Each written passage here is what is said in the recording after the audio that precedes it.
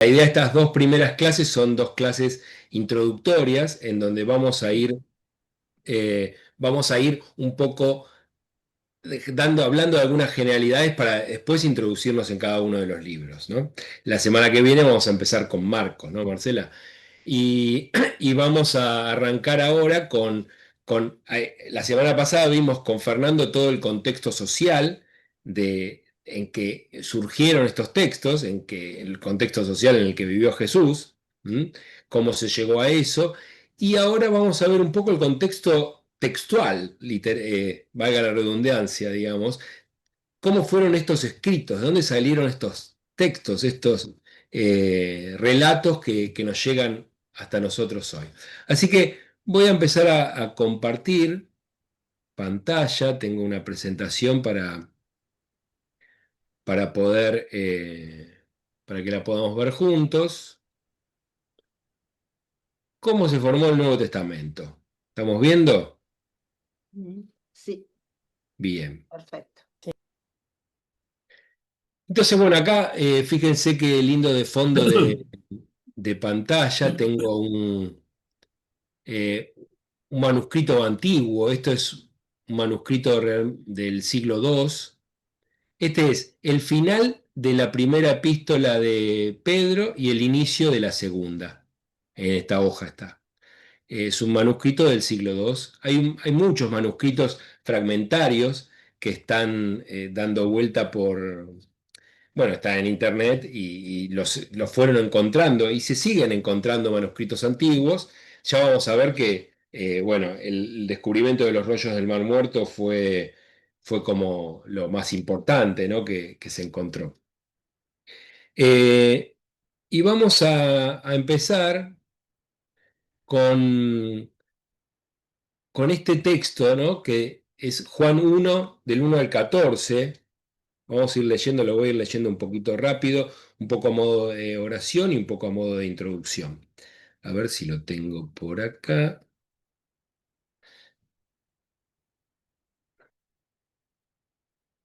Bien, lo voy a buscar acá.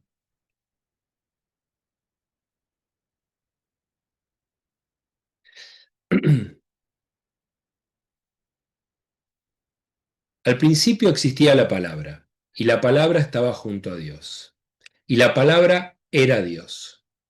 Ella existía al principio junto a Dios. Todo existió por medio de ella, y sin ella nada existió de cuanto existe. En ella estaba la vida, y la vida era la luz de los hombres. La luz brilló en las tinieblas, y las tinieblas no la comprendieron. Apareció un hombre enviado de Dios llamado Juan, que vino como testigo para dar la luz, de modo que todos creyeran por medio de él. Él no era la luz, sino un testigo de la luz. La luz verdadera que ilumina a todo hombre estaba viniendo al mundo. En el mundo estaba, el mundo existió por ella, y el mundo no la reconoció. Vino a los suyos, y los suyos no la recibieron. Pero a los que la recibieron, a los que creen en ella, los hizo capaces de ser hijos de Dios. Ellos no han nacido de la sangre, ni del deseo de la carne, y del deseo del hombre, sino que fueron engendrados por Dios. La palabra se hizo carne y habitó entre nosotros. Es palabra de Dios. Bueno, me gustaba este texto tan importante, es un texto muy elaborado del Evangelio de Juan, el inicio del Evangelio de Juan, que ubica a esta palabra en el inicio de la creación, ¿no? Es un texto que tiene una poesía muy grande y es como un anticipo de todo lo que va a venir en el Evangelio. Es como un pantallazo que da Juan a todo lo que el Evangelio después nos va a contar. En esta tradición judeocristiana, de la cual nosotros somos parte, es una religión de la palabra. La palabra está en el centro de nuestra fe, en el centro de nuestra vida de fe, tanto para los judíos como para nosotros que heredamos esa tradición. Y yo digo que nosotros creemos en la palabra, ahí se juntaron un poco los dos textos, pero creemos en la palabra y creemos por la palabra. ¿Qué quiere decir esto? Nosotros creemos en estos textos, que estos textos son palabra de Dios, creemos que ahí hay verdad, creemos que nos muestran una forma de vida a la cual queremos adherir y creemos que vale la pena vivir desde esos valores. Y por otro lado, creemos gracias a la palabra, creemos por la palabra porque ella es la que nos va contando esta forma de vida. ¿Mm? O sea, nosotros creemos en Dios y lo conocemos a Dios gracias a que tenemos la palabra. Pero a su vez, nosotros también depositamos nuestra fe en la palabra.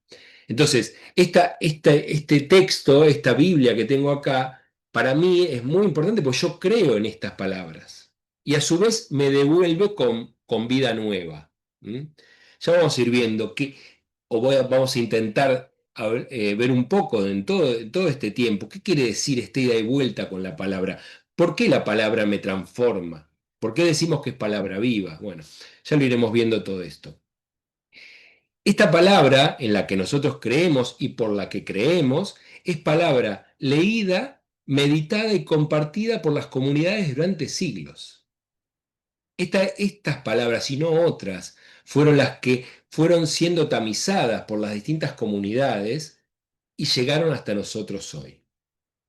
El proceso de elección de estas palabras, el proceso de armado y de selección de las comunidades que fueron haciendo para llegar a nosotros hoy. ¿Mm? Y esto es de lo que queremos hablarles en todo este tiempo. Entonces, vamos a meternos un poquito, hablamos de algunas generalidades, por ahí a algunos les parece redundante, pero está bueno repasarlo, ¿no? Cuando hablamos de la Biblia, en realidad, la palabra Biblia quiere decir biblos, quiere decir libro en griego, pero en realidad son un conjunto de libros. Vieron que decimos lectura del libro del profeta, o sea, son muchos libros que hay incluidos en nuestra Biblia, están todos armados en una sola encuadernación. Sería como una biblioteca lo que tenemos, con distinta cantidad de libros. Hay un montón de libros que tenemos en el Antiguo Testamento, que fueron los que vimos la primera mitad, con muchos de ustedes, y otra biblioteca que serían los libros del Nuevo Testamento. Vamos a ir viendo también esta denominación que quiere decir antiguo y nuevo. Eh, entonces, tenemos distintos tipos de libros. Esta biblioteca está dividida por estantes y tiene, por ejemplo, la ley y enseñanza, lo que llamamos la Torá, los primeros libros, libros históricos, libros proféticos, que son los más abundantes, la mayor cantidad de textos que hay. También hay oraciones, reflexiones sapienciales o libros de sabiduría, hay poesía, hay libros apocalípticos, también en el Antiguo Testamento. ¿Mm? Bueno, acá hay un estante abajo que son los deuterocanónicos, que es una clasificación especial que ahora la vamos a ver, que está en nuestras Biblias y no aparece en las Biblias judías, en la Biblia hebrea. Y después tenemos la biblioteca del Nuevo Testamento, que eh, tiene otra cantidad de libros. Inicialmente están los libros, los evangelios, acá llamamos libros de historia, son los evangelios y los hechos de los apóstoles. Sabemos que, por más que digamos libro de historia, no es una historia como la entendemos hoy de la ciencia histórica de hoy, ¿no? Son relatos que se contaban de alguna determinada manera. Hay muchas cartas, que también dentro del rubro cartas aparecen, hay algunas que son realmente cartas que se mandaban a una comunidad o a alguna persona importante de alguna comunidad, y hay otros que son discursos, sermones, homilías que a lo mejor pronunció alguien y después tomaron nota. Y está el libro del Apocalipsis, que está solito ahí en el estante abajo de todo porque no hay otro parecido. Es ya también lo veremos al final del curso, pero es un lenguaje distinto, es un lenguaje que además no continuó. Hoy en día nadie escribe libros apocalípticos. Lo más parecido que tenemos es la ciencia ficción, ¿no? Pero bueno, no es exactamente igual. Así que bueno, dando este pantallazo, avanzamos un poquito. Lo que decíamos, vamos a aclarar estos términos que por ahí los escucharon y a lo mejor no conocen qué quieren decir. Y si no los escucharon, lo decimos ahora. Están los libros protocanónicos, que son, por ahí no es un término que se diga demasiado, son la mayoría de los libros, son los libros que entran dentro de la Biblia hebrea en el Antiguo Testamento. ¿Mm? La Biblia hebrea es la base de los textos. Después hubo una traducción de una Biblia al griego que se llama la Biblia de los 70. Esa Biblia es una Biblia que está hecha, la traducción, en la época griega, cuando el lenguaje, el idioma griego ya estaba muy difundido, y por otro lado el hebreo se estaba perdiendo. Entonces todos los judíos que estaban en la diáspora hicieron una traducción de, de la Biblia hebrea al griego, para poder llevarla a las comunidades que estaban dispersadas por el mundo conocido. Entonces, esta Biblia, llamada la Biblia de los 70 o Septuaginta, ¿no? Porque hay toda una tradición que dice que 70 sabios se pusieron a hacer la traducción de manera independiente y de repente cuando compararon una traducción con la otra estaban todas exactamente iguales. Bueno, eso es una traducción como para darle aval a esa traducción. Pero es una traducción muy antigua de la Biblia y es muy valiosa, tanto por eso, porque vieron que cada vez que se hace una traducción de algo, se está haciendo una interpretación. No existen las traducciones literales, porque en cada idioma, cada palabra tiene significados diferentes. Y hay idiomas, no sé, para un idioma esquimal, el color blanco se puede decir de 50 maneras distintas. ¿Pero por qué? Porque es todo blanco. Entonces ellos ven una cantidad de matices que en español no existen. Por ahí nosotros acá tenemos blanco, cremita, marfil, tenemos 4 o 5 y ya está, ¿no? En cambio ellos tienen muchos más porque ellos ven esa diversidad. Nosotros no la necesitamos en nuestro lenguaje. Entonces, cuando, es un ejemplo nada más, pero está plagado de ejemplos, no solo de cosas concretas, materiales, sino de cultura. Hay reflexiones culturales que aparecen en unos lenguajes y no en otros. ¿Mm? Vieron, por ejemplo, el inglés, que el to be para nosotros puede ser traducido como ser o como estar. Son dos cosas totalmente diferentes, ser que estar. Entonces, sin embargo, cuando uno encuentra un escrito en inglés y lo tiene que traducir al español, bueno, tiene que optar por una de las dos opciones. Y ahí toma una decisión y es una interpretación al texto en general. No existe una traducción literal. Lo mismo, mucho más, pasaba con los idiomas antiguos, que eran un poco más restringidos, eran menos completos, menos abarcativos. Entonces, la traducción tenía una, como una dificultad mayor. Esta traducción muy antigua de la Biblia de los 70 es en el fondo la que toman los textos de los evangelios. Los evangelistas conocían muy bien el griego, ¿m? Y de hecho escribían en griego ellos, y a lo mejor algunos conocían el hebreo y otros ni siquiera lo conocían, como los que son de origen gentil, de origen pagano, como por ejemplo Lucas. El Evangelio, Lucas escribe para los gentiles y él maneja muy bien el griego, pero a lo mejor ni siquiera conocía el hebreo o por lo menos no lo conocía muy bien. Entonces la Biblia que tenía para confrontar era la traducción griega. Por eso mismo, en las Biblias católicas aparecen desde muy antiguo los textos que aparecen en la Biblia esta Septuaginta. Los judíos los dejan afuera, los libros que están en la Septuaginta y no están en la Biblia hebrea, los dejan afuera de su canon, de su lista de libros. Sin embargo, los cristianos los incluimos. Por eso es que estos libros deuterocanónicos, quiere decir que entraron más tarde al canon. La palabra canon quiere decir lista. Entonces, deuterocanónicos que entraron más tarde al canon. Estos libros son algunos de los últimos libros que aparecen en nuestras Biblias, como los libros de los Macabeos, como el libro de Tobías, Judith, Esther, el libro de la sabiduría, Eclesiastés. eh, sí, eclesiástico o eclesiástico, Sirácida. Bien, y los libros apócrifos, bueno, son otros libros que aparecían por la época y que también son confrontados, pero no están dentro de nuestras Biblias. ¿Mm? Pero no quiere decir que sean falsos o que sean...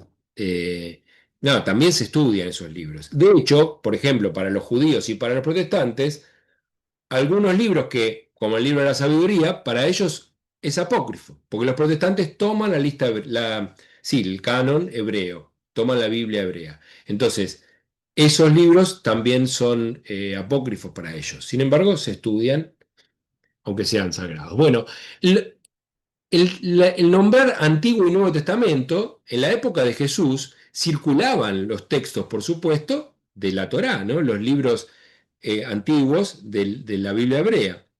Sin embargo, no se refería a ellos como Antiguo Testamento como nos referimos ahora. El Nuevo Testamento no estaba escrito cuando Jesús predicaba. Entonces, yo les tomé algunos textos para que nos pongamos un poco en situación en la época en que Jesús participaba de la sinagoga, de la liturgia de la sinagoga o de las reuniones de comunidad de la sinagoga. Por ejemplo, Lucas 24:32 dice, cuando están, en este caso, con los discípulos de Maús, ¿no? Dice, y se decían, ¿no ardía acaso nuestro corazón mientras nos hablaba en el camino y nos explicaba las escrituras? De esta manera, al decir las escrituras, se refería a estos textos antiguos, sagrados, y que todavía no estaban compilados en una lista concreta. Eran rollos que circulaban con los distintos escritos de los profetas, con los escritos de la Torá. La Torá son los 5 primeros. Bien, por ejemplo, Lucas 24:44 continúa a los discípulos de Maús y dice, después le dijo, cuando todavía estaba con ustedes, yo les decía, es necesario que se cumpla todo lo que está escrito en mí, en la ley de Moisés, en los profetas y en los salmos. Acá en vez de mencionarlo como las escrituras, lo menciona como la ley de Moisés, estamos hablando del Pentateuco, los profetas, todos los libros proféticos, que incluye los profetas para nosotros y algunos libros también anteriores, y los salmos. De esta manera, aparentemente, Jesús, cuando camina con los discípulos de Maús, les va contando las escrituras, estos textos que rezaban, que el pueblo judío venía leyendo tanto en el templo como en las sinagogas, y dice, los discípulos dicen, cuando todavía estaba con ustedes, yo les decía, es necesario que se cumpla todo lo que está escrito de mí en la ley, de los profetas y en los salmos, ¿no? Ampliando un poco más. En Mateo 5:17 dice, no piensen que vine a abolir la ley o los profetas. Yo no he venido a abolir, sino a dar cumplimiento, refiriéndose al texto también, los textos bíblicos. Y finalmente, en el otro pasaje que es el que más me interesaba, cuando Jesús se acerca, bueno, en este caso, a ver, lo de la sinagoga lo tengo más adelante. Vamos a ver entonces con esto. Dice, Mateo 22:34. Cuando los fariseos se enteraron de que Jesús había hecho callar a los saduceos, se reunieron en ese lugar, y uno de ellos, que era doctor de la ley, le preguntó para ponerlo a prueba. Maestro, ¿cuál es el mandamiento más grande de la ley? Jesús les respondió, amarás al Señor tu Dios con todo tu corazón, con toda tu alma y con todo tu espíritu. Este es el más grande y el primer mandamiento. El segundo es semejante al primero, amarás a tu prójimo como a ti mismo. De estos dos mandamientos dependen toda la ley y los profetas. Otra vez abarca, incluye. Fíjense que había distintos cuerpos. Por un lado estaba la ley, por el otro lado estaban los profetas y los salmos. Y algo que no es mencionado, que son los ketubín, que son otros escritos, que son todos los demás. Bien, y después les voy a leer en 4:16-21 para que veamos cómo Jesús se acercaba a leer estos textos. Dice Lucas 4:16. Jesús fue a Nazaret donde se había criado. El sábado entró como de costumbre en la sinagoga y se levantó para hacer la lectura. El sabbat, vieron que para los judíos el sabbat es un día santo, consagrado al Señor, iba a la sinagoga Jesús y se acercó para ir. Se levantó para hacer la lectura. Parece que Jesús tenía un lugar importante en su comunidad, vuelve de visita a Nazaret y se levanta para hacer la lectura. Dice, le presentaron el libro del profeta Isaías. El libro se refiere al rollo. En griego la palabra biblos, ¿no? Es la que se usa, pero sin embargo eran rollos en ese momento. De hecho dice, le presentaron el libro del profeta Isaías y desenrollándolo, o sea, el libro era en forma de rollo, encontró el pasaje donde estaba escrito, ¿no? Buscó y encontró el pasaje. Después vamos a ver unas imágenes de cómo eran los libros en ese momento. El Espíritu del Señor está sobre mí, porque me ha consagrado por la unción. Él me envió a llevar la buena noticia a los pobres, a anunciar la liberación a los cautivos y la vista a los ciegos, a dar la libertad a los oprimidos y proclamar un año de gracia al Señor. Era el texto de Isaías que estaba leyendo Jesús. Entonces Jesús enrolló de nuevo la palabra griega ptuso, algo así, enrolla el libro y lo devuelve al ayudante, dice. Jesús enrolló el libro y lo devolvió al ayudante. En la sinagoga los libros lo desenrollaban en una mesa, lo leían y después había una persona encargada de guardarlo en un lugar, porque era lo más sagrado que tenían. Todos en la sinagoga tenían los ojos fijos en él, en Jesús. Entonces comenzó a decirles, hoy se ha cumplido este pasaje de la escritura que acaban de oír, ¿no? Más allá del mensaje que nos está dando Jesús, que le quiere dar ahí a la comunidad, como cuando terminaban de leer, hacía una reflexión. Algún maestro, alguien destacado de la comunidad, leía y hacía una reflexión. Bueno, me encantó este pasaje porque nos ubica en estos textos, la importancia que tenían estos textos para las comunidades judías de la época, comunidades judías de las cuales Jesús era parte, ¿no? Bueno, ¿en qué idiomas estaban estos textos? Vamos a acelerar un poquito. Eh, Tres idiomas principalmente dos y un poquito de arameo. Entonces, todo el Antiguo Testamento, como dijimos, en hebreo, salvo algunos libros que llamamos los deuterocanónicos, ¿m? Que fueron los que entraron más tarde al canon precisamente por eso. Los judíos cuando tienen que fijar su canon, después del año 100, en torno al año 100 o por ahí, ellos fijan su canon, 100 de nuestra era, o sea, después de la época de Jesús. Y dicen, bueno, los libros sagrados para nosotros son los que fueron escritos en hebreo originalmente, no los que fueron escritos en griego. Entonces, ese es el idioma central del Antiguo Testamento. En cambio, el Nuevo Testamento, ya estamos hablando de una época en donde el griego estaba totalmente impuesto, por más que el Imperio Romano había conquistado, el latín todavía no era un idioma que se hablaba en todos lados, entonces era el griego el idioma que hablaba todo el mundo y fue el griego el idioma en el que se escribieron los evangelios. ¿Mm? Los evangelios, las cartas y todos los textos del Nuevo Testamento y como decíamos los últimos del Antiguo. Bien, bueno, el hebreo, la lengua original de los israelitas hasta el exilio.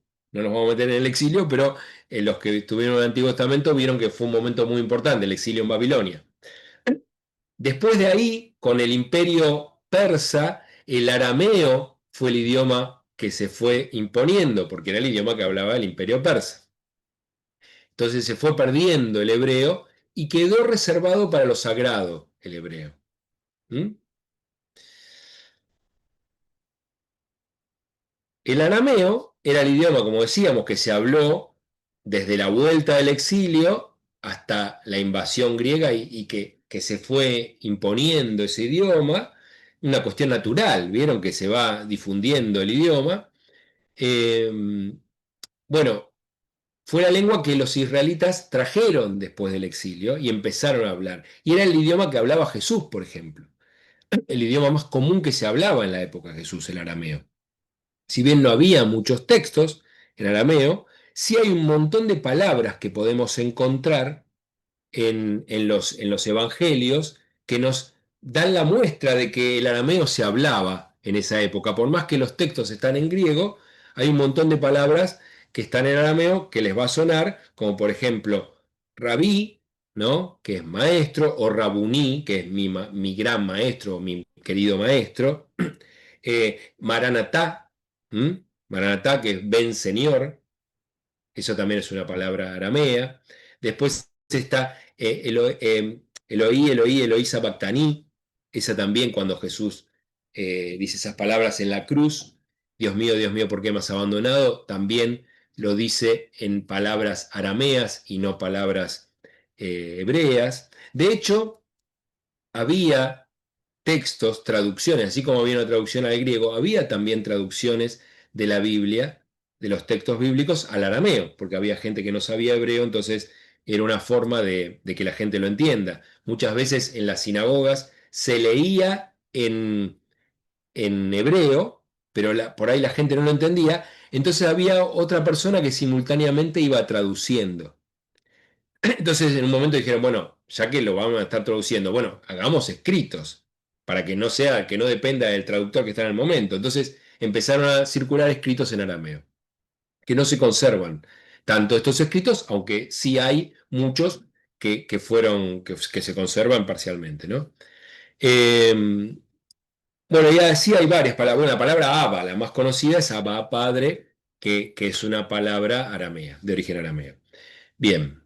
Y después tenemos finalmente el griego, que era el idioma llamado griego koiné, el idioma en que están escritos los evangelios, es una- un idioma como una versión particular del griego. ¿Mm? Yo después esta presentación se las voy a mandar, para que la tengan. Bueno, con la conquista de Alejandro Magno se difunde, Alejandro Magno tenía mucho interés en difundir la cultura, entonces rápidamente el griego va conquistando todo el mundo conocido ahí, lo que era Occidente en ese momento. Bueno, ¿en qué materiales se escribía estos textos? ¿Qué se escribía?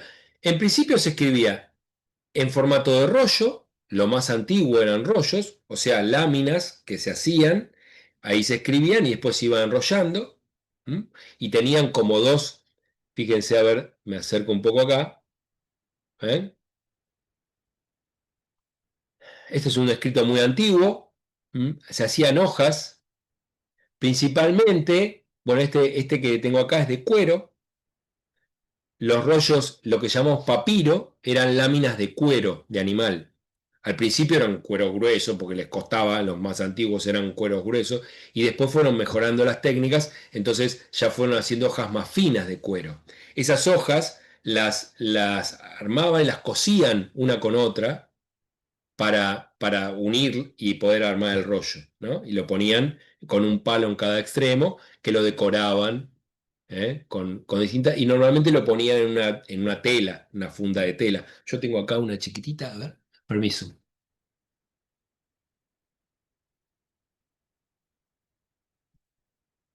Acá tengo una toracita que me trajeron de Jerusalén, ¿ven? Como es tienen como una tela Tenés que dejar de de compartir. Vamos a dejar de para que lo compartir vean. así se ve, porque si no, no ven nada.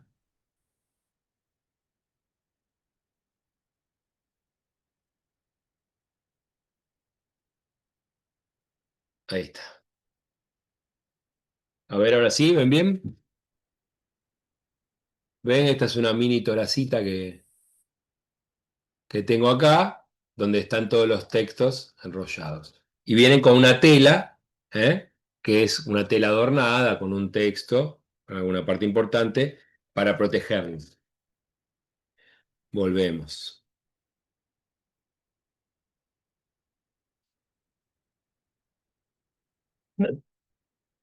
Bueno, entonces decíamos que había rollos que eran los más antiguos, era de pergamino, perdón, de papiro. El papiro era como un junco que había en Egipto. Ese papiro se machacaba y se iban poniendo las láminas en sentido contrario para cruzar los tejidos y poder así armar las hojas. Se achataba bien y era algo, y era muy costoso. ¿M? Después el cuero fue siendo cada vez un poquito más barato porque, bueno, había mucho más animales que ese papiro. Entonces estaban los rollos de papiro, los rollos de cuero, y más adelante empezaron los códices, que eran esta especie de libro, ya con formato libro, cosido en un lomo. ¿M? También los códices podían ser de cuero o de papiro, ¿no?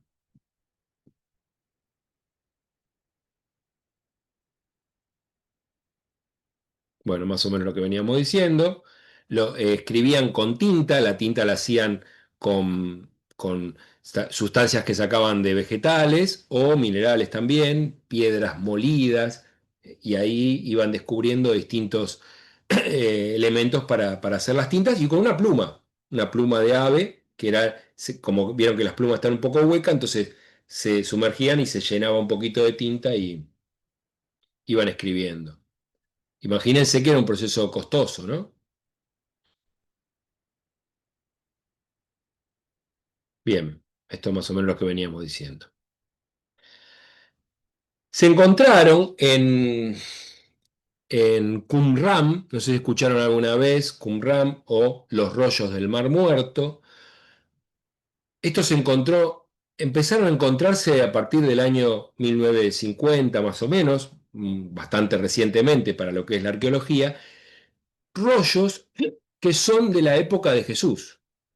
Son en torno al año cero. Hay rollos que son del primer siglo anterior a Jesús y algunos que son del siglo I después de Cristo. No, no muy avanzados porque Qumran queda destruido cuando viene la invasión de los romanos ante una revuelta en el año 70 que nos contaba Fernando la semana pasada. Ahí medio que desaparece Qumran, pero ellos esconden todos estos escritos en unas ánforas. A ver, yo creo que ahora hago un acercamiento. Bueno, esta es la zona, este es el Mar Muerto, en la zona norte, donde están las cuevas que se encontraron. Y por las condiciones tan excepcionales del lugar, que es muy seco, se encontraron con un estado de conservación increíble. Entonces son una joya de la arqueología en general y digo, como humanidad, como creyentes en estos textos, pudimos encontrar textos de aquella época. Entonces pudimos confrontar, porque imagínense que los textos más o menos completos que teníamos, más allá de algún fragmento, de alguna página, de algunos escritos, capaz que eran del año 400 después de Cristo. Estamos hablando de los textos del Antiguo Testamento, que eran copia de la copia de la copia de la copia de la copia. Entonces, la originalidad de estos textos nos permite confrontar a ver si realmente los textos que teníamos eran cercanos, qué textos eran más cercanos a la traducción de la Biblia de los 70 o a la Biblia hebrea que tenemos hoy. Fue un descubrimiento, fíjense el estado de conservación excelente que tiene. ¿M? Yo ahora después voy a hacer, si tengo tiempo, un acercamiento un poco más, porque están todos publicados estos textos justo la persona que fue la encargada de conservar estos textos y difundirlos y armó el santuario del libro en Jerusalén, es un argentino, judío él, un argentino que se encargó de mantener estos textos y publicarlos, ¿no? Y están todos publicados en internet. Fíjense que acá, no sé si lo llegan a ver, tiene como una costura de una rotura del texto, la lámina de cuero, que es una costura de aquella época. No es que ahora lo cosieron ahora cuando lo encontraron. Se ve que se les rompió, el cuero se resecó, se rompió y lo cosieron en la mitad. Y después está la costura que tiene el, entre una hoja y otra. ¿Eh? A ver si me acerco, lo ven un poquito mejor.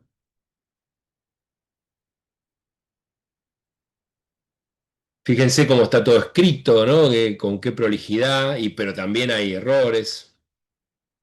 Copiaban un texto, bueno, acá, como fueron encontrados en las cuevas. Obvio que hay distintos niveles acá está el texto de Isaías que veíamos. creo que la semana pasada. Y estas son las ánforas donde fueron encontrados. Y ese es un estudioso que está estudiando letrita por letrita para ver qué quiere decir. Imagínense que no tenían la habilidad que tenían que tener para leer. Fíjense que no tenían ni puntos, ni comas, ni por supuesto separación ni en capítulos ni en versículos. El hebreo se escribe a margen derecho, de derecha a izquierda. Y no hay punto, hay simplemente el punto y aparte, ¿no? Y después, o sea, no hay punto, pero hay como una parte cuando termina el párrafo, y después está todo continuado. Y particularmente en el hebreo, este que está escrito no tiene las vocales, o sea, son como si para nosotros fueran solo las consonantes. Entonces habría que saber leer muy bien.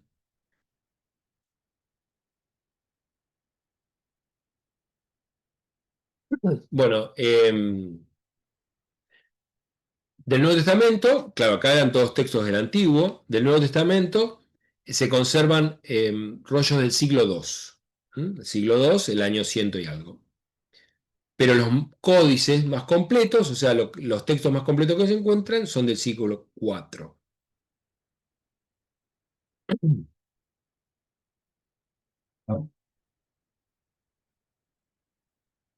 Este es un escrito que se llama el Canon de Muratori, por donde fue encontrado, y es la lista, el canon, como ya les dije, era una lista, la lista de los libros considerados sagrados.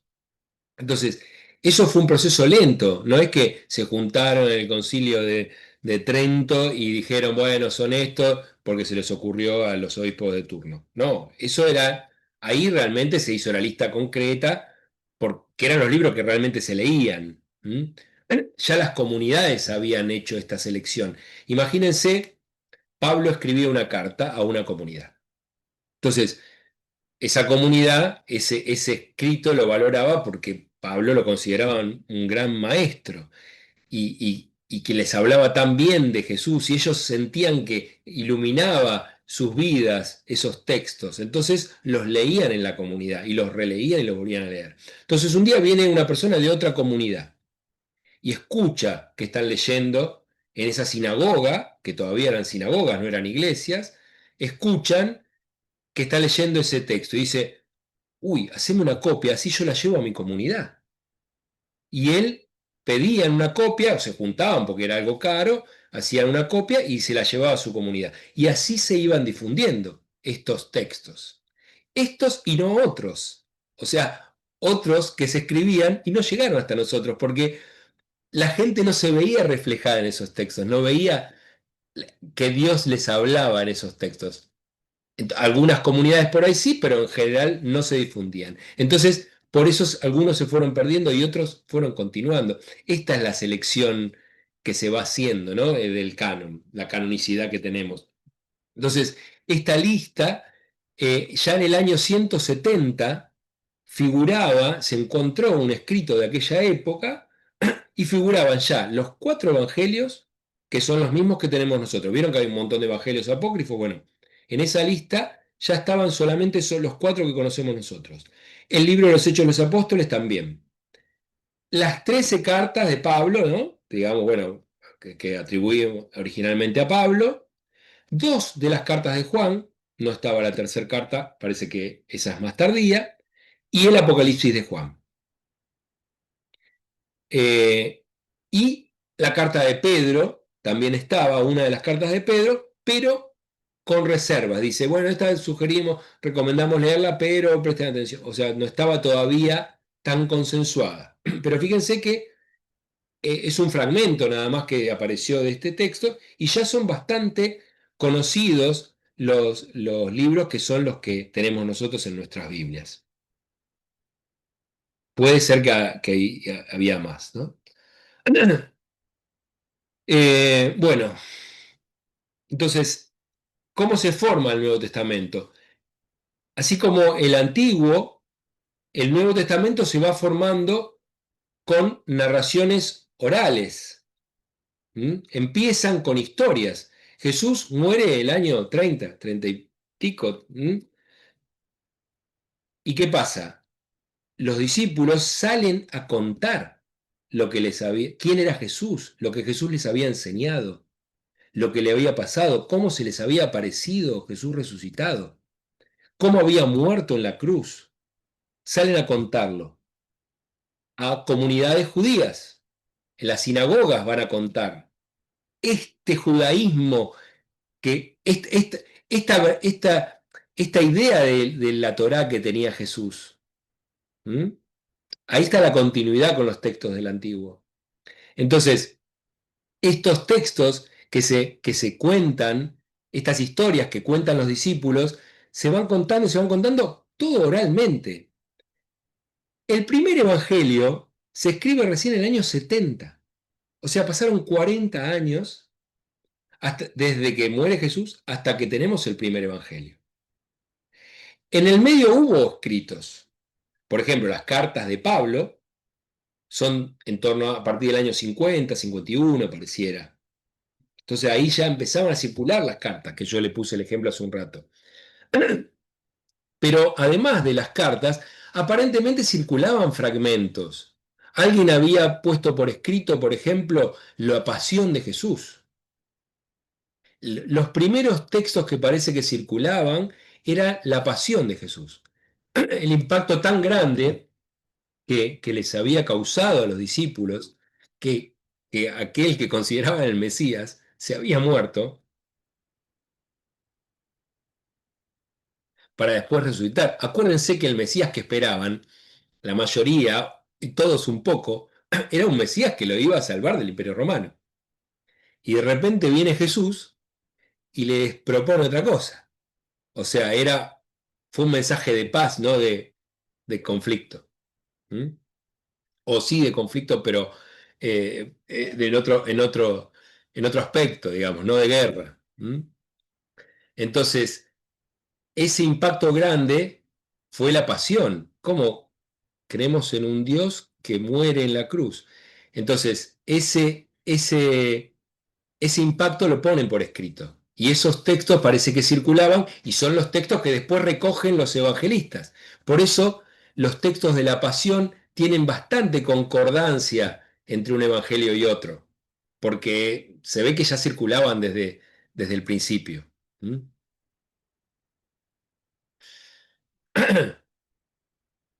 Entonces, como decíamos, el año 70 recién Marcos se empieza a poner por escrito. Entonces, muchas de las cosas que nosotros vemos, por ejemplo, en los evangelios, por ejemplo, las peleas con los fariseos, tienen mucho que ver con el momento en que se fueron escritos los evangelios. El momento en que fueron escritos los evangelios era un momento en que estaba el conflicto de cómo era el judaísmo, cómo iba a continuar el judaísmo, con el mesianismo de Jesús o sin el mesianismo de Jesús. Los fariseos no creían que el mesianismo de Jesús era real, entonces tenían otra postura. En cambio, los discípulos de Jesús, los primeros cristianos, sí creían. Entonces ahí es donde se daban esos debates que aparecen en el Evangelio. ¿Mm? Jesús respondiéndole a fariseos. Por ahí nosotros tenemos a los fariseos como lo más malo. Sin embargo, los fariseos tenían diálogo con Jesús. Dialogaban, debatían sobre la Torá, sobre cuál era la interpretación correcta de la Torá. Los que nunca dialogaron con Jesús fueron los saduceos, los sacerdotes, que son los que terminan mandándolo a matar, porque les molestaba. Bueno, la estructura del Nuevo Testamento, tenemos los 27 libros que aparecen, en esto estamos todos de acuerdo, protestantes, católicos. Son los 4 evangelios: Mateo, Marcos, Lucas y Juan. Los Hechos de los Apóstoles como continuación del Evangelio de Lucas, la segunda parte. Las cartas paulinas, que son, bueno, algunas realmente escritas por Pablo, otras pareciera ya lo iremos viendo. Después está la carta a los hebreos, es una carta que no es ni carta ni a los hebreos ni fue escrita por Pablo, ¿no? Es una homilía muy interesante, que también aparentemente entró tarde al canon. Y después las 7 cartas católicas: Santiago, 1 y 2 de Pedro, 1 y 2 y 3 de Juan, y la carta de Judas, y el libro del Apocalipsis, que es especial, que ya lo veremos. Tres etapas de la formación que hablábamos un poquito. Por un lado, la vida de Jesús de Nazaret, Jesús vive. Después, la etapa de las primeras comunidades que empiezan a contar el mensaje de Jesús, en donde Jesús es el mensaje. La primera parte, Jesús nos da el mensaje, y después, finalmente, a partir del año 70, la redacción de los escritos, de los textos, que son los que nos llegan a nosotros hoy, que era lo primero que veíamos, este de creer en la palabra y por la palabra. Entonces, en esta primera parte, Jesús nos da su mensaje. Él nos cuenta, les cuenta a las personas que estaban, que lo seguían. ¿Mm? Reinaba Herodes el Grande, momento histórico. Jesús, bueno, nace en el año 6 antes de Cristo, pareciera.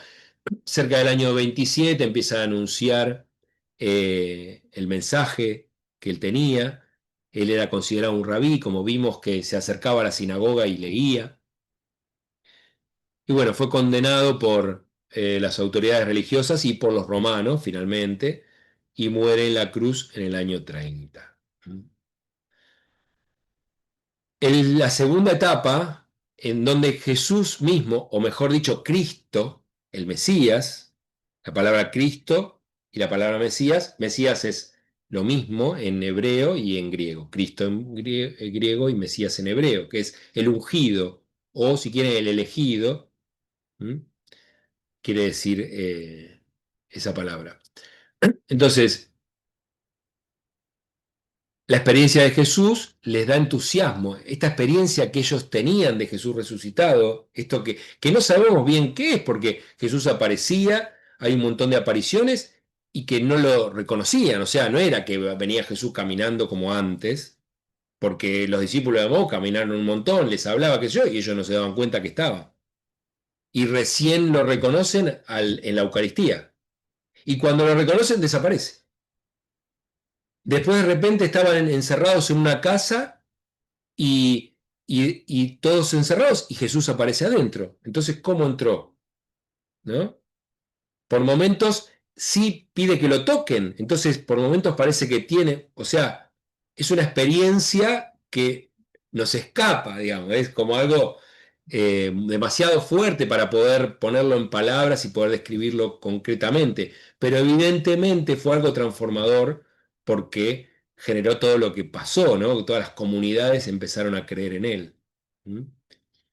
Entonces empiezan a difundir este mensaje. Los discípulos eran judíos y comenzaban a develar el misterio del Mesías, a contar que lo que había pasado, que Jesús había muerto y había resucitado. Y ellos lo habían visto. Entonces los discípulos predican, celebran, ¿no? Celebran la Eucaristía y enseñan las enseñanzas de Jesús. La vida compartida con Jesús, iluminada con la experiencia de la resurrección, es lo que predican, celebran y enseñan. O sea, esa vida que habían vivido con Jesús, esos años que habían vivido con él, estamos hablando de los primeros discípulos que habían convivido con Jesús. Entonces cuentan su experiencia de vida con Jesús, pero iluminada con la resurrección, transformada por la resurrección. Ya no era esa experiencia de buscar un Mesías que los iba a liberar. ¿Se acuerdan que cuando lo viene a buscar a Jesús en el Gólgota, en el huerto de los olivos, Pedro saca una espada y le corta la oreja a uno? Porque no, ¿cómo si es el Mesías? Vamos a defender, ahora será el momento ahora. Sin embargo, eso no queda claro en los evangelios, si algo queda claro es que los discípulos no lo llegaron a entender, pero después del resultado sí lo entendieron. Entonces, pronto surgen nuevos discípulos y nuevas comunidades, empiezan a crecer, gente que no lo había conocido a Jesús y empieza a creer en Jesús y empieza a conocer a Jesús resucitado. Ahí estamos nosotros ya. Eh, bueno, Pablo es uno de estos. Pablo no lo había conocido a Jesús, ¿no? San Pablo. Y sin embargo, hizo una transformación gigante del mensaje de Jesús. Se van escribiendo, lo que decíamos, dichos y hechos de la vida de Jesús. Bien.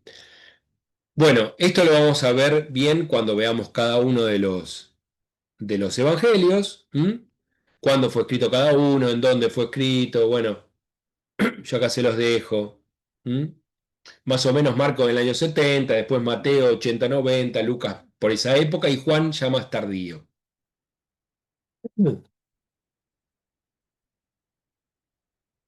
Bueno, esta idea de la fuente Q, que es estos textos que circulaban con tanto dichos de Jesús como hechos, historias, son recopiladas tanto por Mateo como por Lucas. Y por otro lado, Marcos escribe su evangelio aparentemente antes, sin conocer esas fuentes.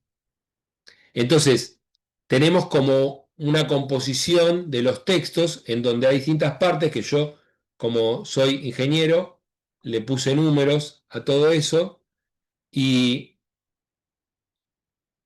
es una nota de color, no le den mucha bolilla, pero bueno, estos son la cantidad de versículos que tiene cada uno de los evangelios. Marcos es el más corto, y cómo coinciden cada texto con otro, ¿no? O sea, bueno, Marcos tiene 53 versículos que no están aparentemente repetidos en ninguno de los otros dos. Mateo tiene 330 y Lucas 500, versículos que no están repetidos. Y después hay 178 versículos que coincide, porque Mateo y Lucas sí tenían el Evangelio de Marcos cuando escriben, seguramente ellos lo conocían, entonces toman historias desde ahí, después amplían su experiencia, sus relatos que tenían. ¿M? Bien, sigamos. Acá les resumo un poco toda esta historia, esta cronología de cómo fueron los escritos, ¿m? Las cartas. Bien, también eso lo vamos a ir viendo más adelante. Ingeniero, le aviso que Sí, son las 8. gracias, de cómo te regodeás, ahora. Y Bueno, ya terminamos. Decíamos que esta lista no era oficial en la época de Jesús, esto ya lo dijimos, lo de las 70. ¿M? El concilio de Yamnia, que es un encuentro de rabinos judíos que son los que terminan dando el canon definitivo de la lista de textos sagrados para el judío. No se crean que fue una reunión que se juntaron todos un día o una semana. Es un periodo histórico en donde se fue cerrando este canon y donde finalmente se termina eh, separando el cristianismo del judaísmo, ¿no? Recién en el segundo siglo, y les diré finalmente hacia finales del segundo siglo, y finalmente por completo ya cuando el cristianismo desembarca en el Imperio Romano. Pero bueno, esa ya es otra historia. Entonces, para terminar, la palabra de Dios convierte nuestros criterios. Nuestra mirada de la realidad se vuelve esperanzada. Nosotros cuando nos acercamos a estos textos, transformamos nuestra manera de mirar, transformamos nuestra forma. Cuando uno lee un texto bíblico o un texto de lo que sea, en el caso un evangelio, ¿no? Yo leo un texto que me llega al corazón. En realidad, mi realidad no cambia nada. Si yo tenía un sufrimiento, lo voy a seguir teniendo. Ahora, yo cambio la mirada, ilumina mi vida el texto, y yo lo veo de una manera diferente. Entonces, la esperanza es eso, la esperanza es, yo no cambio mi realidad por tener esperanza, pero sin embargo sí cambia mi realidad porque yo la veo de una manera distinta. Y eso me ilumina y me da un motivo para vivir, ¿no? Y eso son lo que nos proponen los textos. Y nosotros le devolvemos con ese depósito de nuestra fe a esos textos. Al proclamar la palabra, lo que aún no existe pronto será. Cuando nosotros leemos los textos bíblicos, esa palabra es la palabra creadora de Dios. ¿Se acuerdan al principio cuando decíamos que Jesús estaba en el inicio? Perdón. La palabra estaba en el inicio, que después Juan relaciona esa palabra con Jesús. Y dice, esa palabra es Jesús, es el Mesías. Y esa palabra aparece en los textos porque cuando leemos el Génesis y al principio empieza diciendo que todo era un caos, y lo primero que pasa es, y dijo Dios. O sea, lo primero que pasa en el universo para empezar a cambiar el caos es la palabra de Dios, es el decir de Dios. Y esa es la palabra que crea. Cuando Dios dice, Dios crea realidad. Y esta palabra que tenemos nosotros hoy acá, en la que creemos, también le pasa eso porque transforma nuestra vida. Cuando nosotros decimos y creemos realmente en que el reino está viniendo y creemos realmente en el amor de Dios que nos va a salvar y empezamos a obrar desde el amor de Dios, empieza a cambiar nuestro entorno.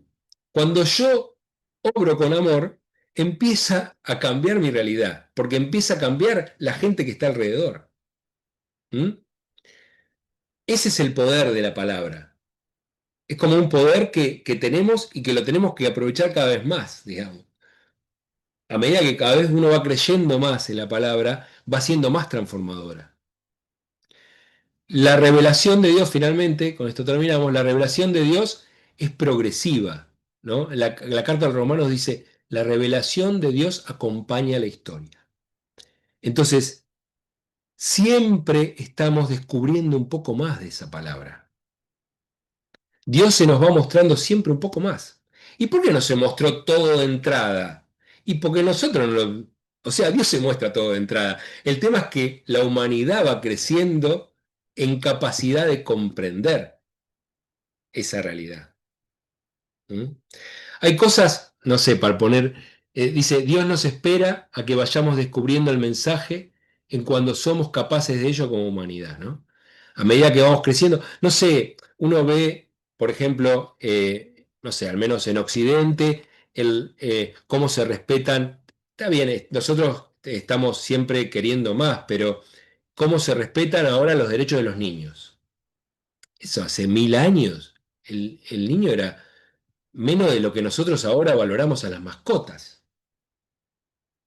Y Jesús vino a decir que dejen que los niños vengan a mí.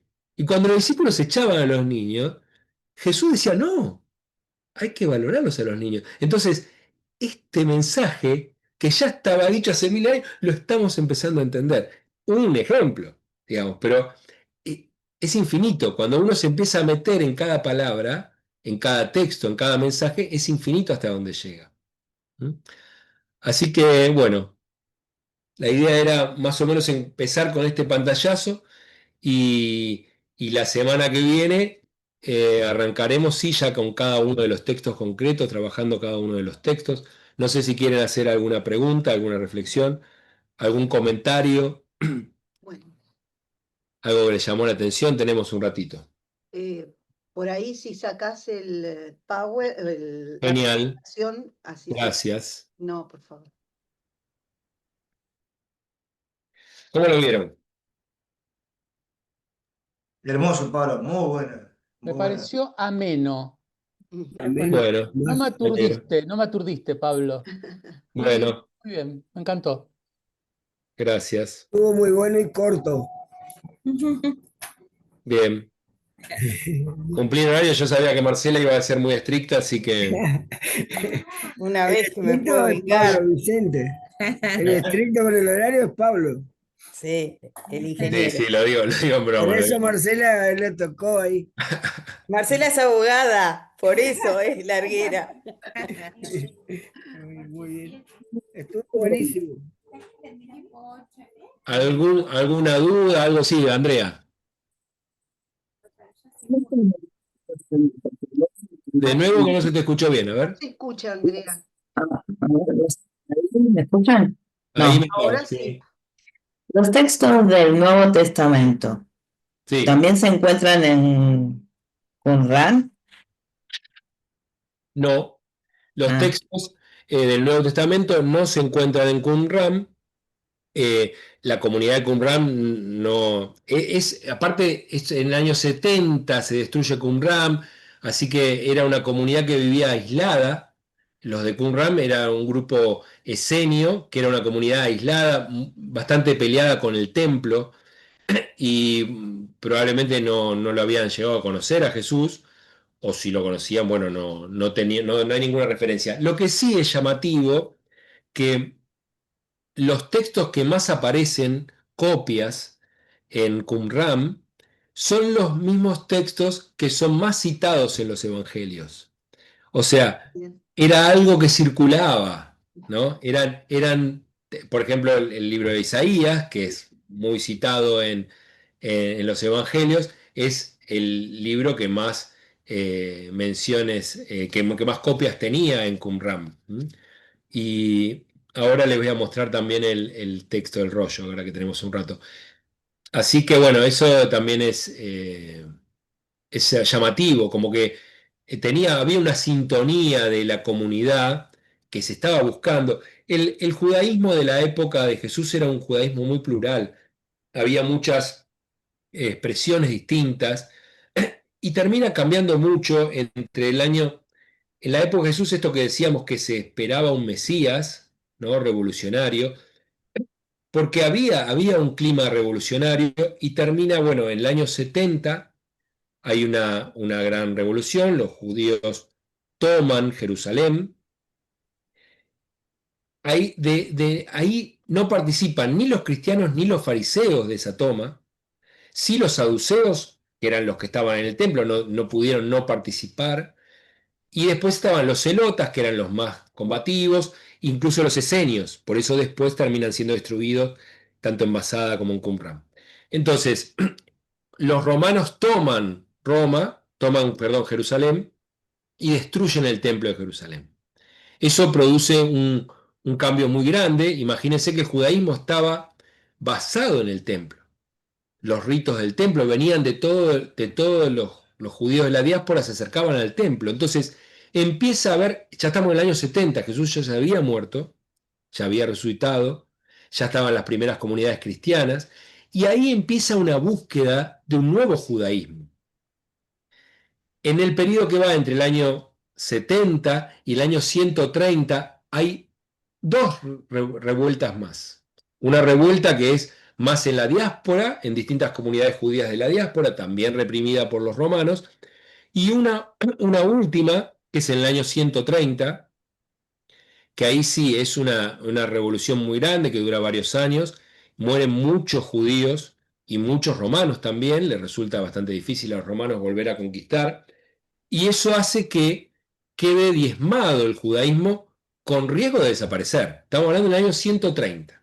Entonces ahí empieza como esta cosa de decir, bueno, ¿cuál es el judaísmo a partir de ahora? Y empieza a resurgir esto. Por un lado, el judaísmo rabínico, que viene de los fariseos, y por otro lado, el cristianismo, que era el judaísmo que creía en Jesús, el judaísmo mesiánico, ¿no? Pero en este Mesías pacífico. Entonces ahí, en ese contexto es que se da toda la formación de estos textos. Bien. Eh, a ver dónde tenía por acá. Sí, ¿alguna otra cosa que me quieran consultar? Yo quiero decir solo una cosita que no tiene nada que Sí, ver, que me da placer, Victoria, ver a alguien de la diócesis de Azul. Yo soy de Saladillo. Ah, Un mucho placer gusto, enorme. mucho Un gusto. placer enorme a alguien que le interese Biblia en mi diócesis. muy bien. Bueno, buenas noches. ¿Qué tal, Victoria? ¿Cómo andás? ¿Qué tal? ¿Cómo están? Eh, no, en un momento vos dijiste que Jesús nació más o menos en el año 6 antes de Cristo. Sí. ¿Cómo se determina el tema de eso, de los tiempos? Bueno, siempre con el recaudo del caso, que son hipótesis bastante fundadas, pero no dejan de ser hipótesis, más que nada basado en los textos también, porque empiezan a confrontar en qué año estaba Herodes, en qué año cuando Quirino gobernaba la Siria, entonces empiezan a ver los distintos datos que dejan los textos que son precisamente, están puestos en los textos para que lo ubiquemos y se empieza a ver que por ahí el que dijo cuándo iba a ser el año cero, calcularon mal. Entonces, hoy en día no vamos a cambiar la fecha, pero sabemos que fue unos años corridos. Claro. O sea que el punto exacto es inexacto, ¿no? Exacto, exacto. El punto exacto es inexacto. No se Claro, sabe, no se sabe, ¿no? claro, Pero claro, Son tradiciones posteriores que van dando un momento simbólico para cada acontecimiento, que claro. normalmente incluso tiene que ver con otras festividades paganas, ¿m? Y se ponen en el mismo momento como para reemplazar esa festividad, ujú, Ah, Por ejemplo, la Navidad, por exacto. ejemplo. el del Dios invicto. Ujú. ¿Eh? O sea, no fue el 24 de diciembre, pero bueno, en algún claro, momento nació. Claro, Pasa que no claro. importa qué nos quiere decir, ¿no? claro, Bueno, el tema es el mensaje que O, tiene, ¿no? Y tampoco, di- o que murió a los 33 años, No, ¿no? aparentemente no llegó, tenía 30. pero Ah, tampoco difiere tanto, o sea, no es que están hablando de un O montón de 36, tiempo, que perdón. está hablando de un momento 36 tenía, perdón. histórico concreto, claro, de 26. y hay mucho de teología narrativa. O Claro. sea, Sí. claro. A ver, les voy a mostrar el texto este.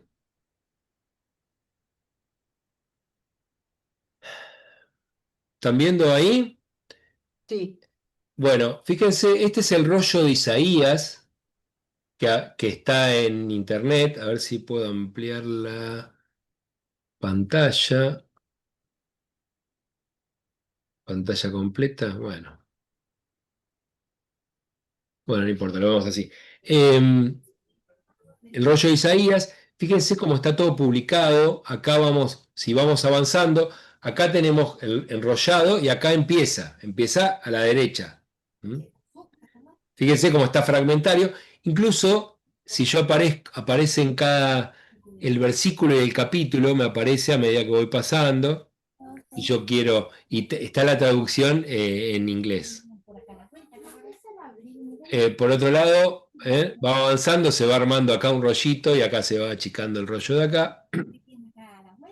Fíjense cómo está el rollo de este rollo de cuero del libro de Isaías. Miren, vamos a acercarnos un poco. ¿Lo ven? Ahí las costuras, las letras que los copistas iban copiando un rollo con el otro, ¿no? Dice acá alguna rotura con el paso del tiempo. Incluso está el fragmento ese que les mostré, que está cosido, se ve que se había roto. Fíjense acá una corrección, se ve que se olvidó un renglón el copista y tuvo que agregarlo. Salteó un renglón. ¿Cuánto le debemos, no?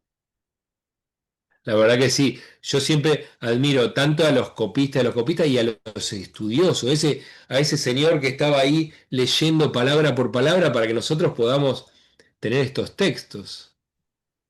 además marcando los capítulos y los versículos para que uno pueda encontrarlo también después, ese mismo Todo, capítulo todo. Y también. confrontarlo y ver qué diferencia Claro. tenía una cosa con otra. Ujú.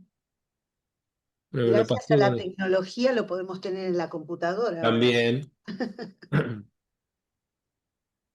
Esto está, bueno, si quieren les mando el link cuando les mande el mail, les mando el link para que puedan acceder y ver. Hay varios textos. Este es el que está más completo. El rollo tiene 7 metros de cuero, es el rollo de Isaías solamente. 7 metros. Así como lo encontraron, acá por ejemplo estaba separado, bueno, lo mantuvieron, ¿no? Acá estaba unido, lo mantuvieron unido. Como lo encontraban, lo mantienen. A ver si el acá que está unido, cosido, no. Esta es una rotura, pero no está cosida. Bueno, muy interesante. Mm, Quedamos así entonces, ¿qué les parece? Gracias, Pablo. ¿Tienen alguna otra duda, algún otro comentario? Si no, les mando el material y lo seguimos la semana que viene. Muy bien. ¿Eh? Quiere decir que no conmemoramos fechas, sino acontecimientos. Exacto. Exacto, muy bien. Qué bueno, qué bueno. Ujú. Gracias. Bueno, muchas gracias a ustedes Muy y bien. nos vemos la semana próxima. Con Marcos. Gracias a Con todos. Marcos, arrancamos con Buena Marcos. semana. Hasta Chao, luego. Pablo. Hasta la Gracias. semana que viene, Chao, que estén gracias. bien. Hasta luego.